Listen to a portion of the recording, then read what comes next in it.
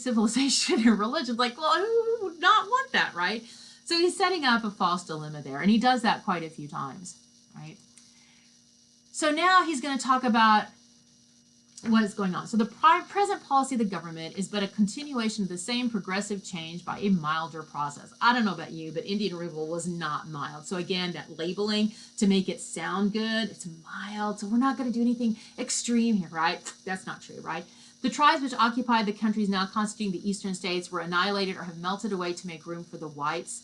The waves of population and civilization are rolling to the westward, and we now propose to acquire the countries occupied by the red men of the South and West by a fair exchange and at the expense of the United States, to send them to land where their existence may be prolonged and perhaps made perpetual. Okay, so first of all, it says I did that. Oh yeah, we're going to pay them, so that's okay, whatever we want to do to remove them, right? So that's not true, right? Just because you're going to reimburse somebody, it doesn't make it right that you take away their property, their homes, their, you know, whatever. But then also, he actually doesn't do that, right? We know that they don't, you know, recompense the loss, right? I mean, the Cherokees, we know, were basically given just a few hours to get ready and get on the road. They basically could only take with them what they could carry. There's nothing that the government could have done to replace what they lost, right? And they didn't even really try. And then again, their existence may be prolonged or perhaps made perpetual. I'm not sure, like, well, they won't ever die, right? But I think what he's meaning there is that, oh, then they'll stay there and they never have to worry about us taking the land away. Like, no, right? We've already violated so many treaties with Indians by this point. It's like amazing that anybody would even think that we wouldn't continue to. And I say we, and I just mean basically the United States. I know many of us would never have done that, right? So it says, doubtless, it will be painful to leave the graves of their fathers, but what did they more than our ancestors did or than our children are now doing, right? So they say, oh, and he says, to better their condition in an unknown land, our forefathers left all that was dearer to earthly objects. Our children by thousands yearly leave the land of their birth to seek new homes in distant regions. Does humanity weep at these painful separations from everything animate and inanimate with which the young heart has become entwined? Far from it. It is far a source of joy that our country affords scope where our young population may reign, blah, blah, blah. So he's basically saying, well, sure, they're going to have to leave, you know, their land where they have, you know, their ancestors interred and they've built, you know, homes and things like that, right? But, you know, is that any more painful than what our own forefathers did? Well, okay, think of the logic there, right? Our forefathers came to this country mostly willingly, right? Not everybody did, obviously, but when you're looking at who Jackson's talking about as his forefathers, they all came over here for opportunity, right? The Indians are not willingly leaving their homes to go to a place where there's more opportunity. And so that's a completely false analogy right there. It is not the same at all. And then again, he talks about our children go out and, you know, they leave the home and all that. Well, fine, but Native American families are a bit different than traditional Western families, right? You don't necessarily send your kids out. You know, you're much more closer in family than that. So again, just because we think it's good does not mean that it'll apply to these other cultures, right? And so again, this is just totally false. A lot of logical problems, right? And it says, can it be, so here's another question. Can it be cruel in this government then by events which it cannot control? The Indian is made discontented in his ancient home to purchase his lands, to give him a new and extensive territory, to pay the expense of his removal and support him in a year in his new abode. So saying like, well, is it mean that we can't control the reasons why the Indians are not happy, right? But we're going to do our best to take them, give them new territory, pay their removal, support them for a year, right? Well, again, this is really kind of one of those begging the question fallacies. Like, well, wait a second. This begs the question, like, well, why don't you have control? Do you not have control of the states? Does the law not apply here? Right? So if we totally forget the context of why all this problem is happening, that might sound actually, oh, well, yeah, that's a pretty good deal, right? But it's not. And again, we know that they're not going to give them, it's like, you know, the issue of eminent domain today, where the government sees a need to build a road or something like that, and they have the right under eminent domain to basically take your land and pay you for it, right?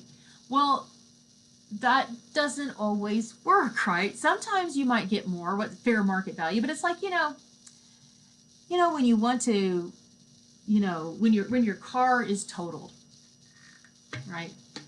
And insurance gives you money. You're not going to have enough money to buy a new car because your car had been depreciated, right? So you're not really in a better place, right?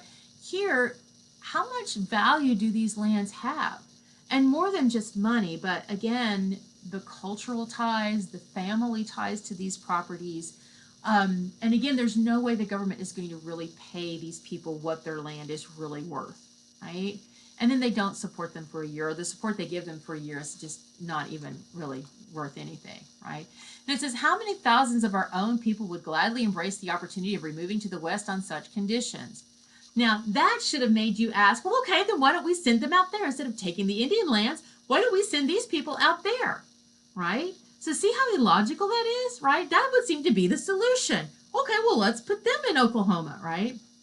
Right? If the offers made to the Indians were extended to them, they would be hailed with gratitude and joy. So again, like, okay, then offer it to them so we're not kicking people off their land, right?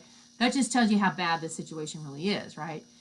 And is it supposed that the wandering savage, so notice wandering savage. So this is referring to the common practice of some tribes, not all. So again, he's stereotyping here, but some tribes, didn't really have settled cities, right? They had a large territory and they would move throughout their territory based on their needs, right? So in the summer, they would probably be in the areas of the territory where they would be able to, reap, food and stuff like that had been planted and they were reaping it, or spring. I'm not a farmer, right?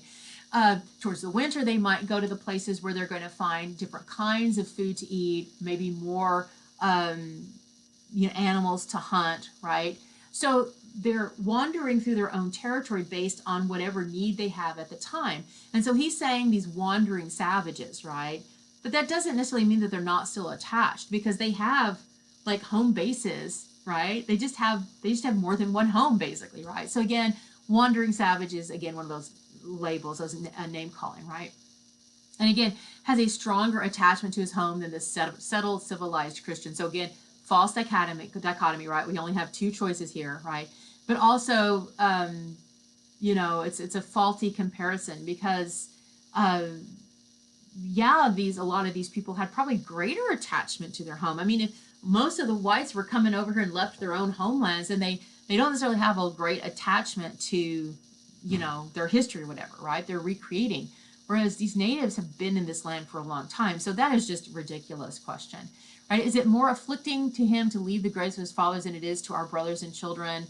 Rightly considered. So again, he's basically saying that if they don't have any greater pain or problems with this than we do, then it's okay to do it, right? That doesn't make any sense, right?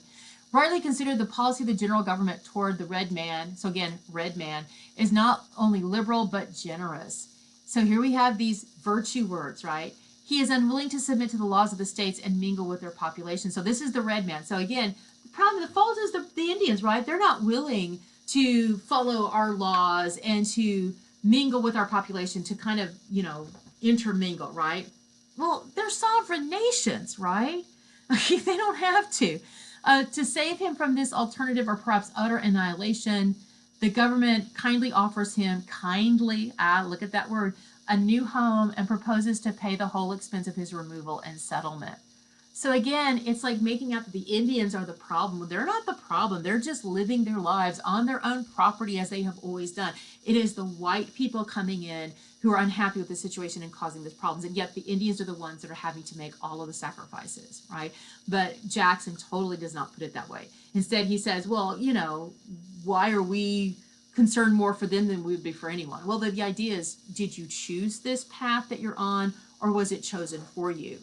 For the Indians, it is chosen for them. And that is what makes an important logical difference in a lot of the arguments that Jackson is making. And again, at this point, people might take him for the word and saying that they're going to be recompensed fairly, that they're going to be supported, that they're going to be given a year of support from the government.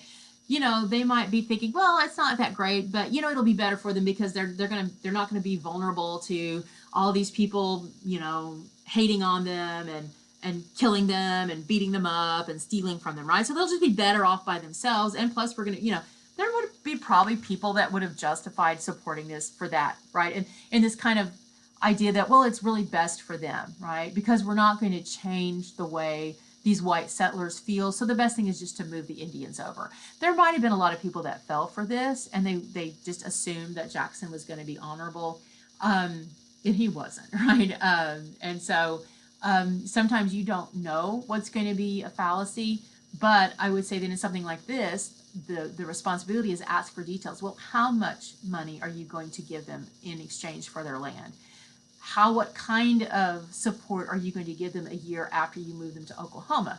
Those are the kind of follow-ups, because he's very vague here. If we look at what logos does he provide, just pretty much zip, right? And the logos that he does provide in terms of, credibility is very, very vague and ambiguous. So one of the problems here is that he does not provide enough evidence, right, of anything, right? Obviously, pathos, we have those words, the thing that makes us feel good about ourselves, Christianity, fighting the savages and that kind of stuff. He's playing on their emotions. He's playing on their greed. He's playing on their fear of being out in the frontier and not have enough support. And he's playing on obviously their prejudices and their fears of the Native Americans, right? And ethos, well, obviously he's using his ethos as not only President Jackson, but former General Jackson, who had a really good opinion, or people had a really good opinion of for the most part. And so, he doesn't have to necessarily feel like he has to give us information because people are going to trust him because he's the president. That was a tendency for the general populace for a long time, probably until the 20th century. Our first real moment where our faith was shaken in the president was obviously Nixon. Our second major one was Clinton, right? So in the 20th century, the 70s and the 80s, we had two presidential times where with Nixon, we lost our faith in the ethics of the president in terms as a person who follows the law. With Clinton, we lost our faith in the president as being a moral, ethical person in terms of, his relationships. And so by that time, we probably just, have no faith. But up until that point, for the most part, people tended to believe the president without much questioning. And we still see groups of people that do that today, but most people question, right? So there's where ethos is working here, that he's using the power of his office and of his own reputation to persuade people, right? So what we just did is exactly what you're going to be doing with your articles, right? So in the lecture video about the actual essay itself, we'll talk a little bit more about what you're going to do. So I will see you in that lecture. Email me if you've got questions.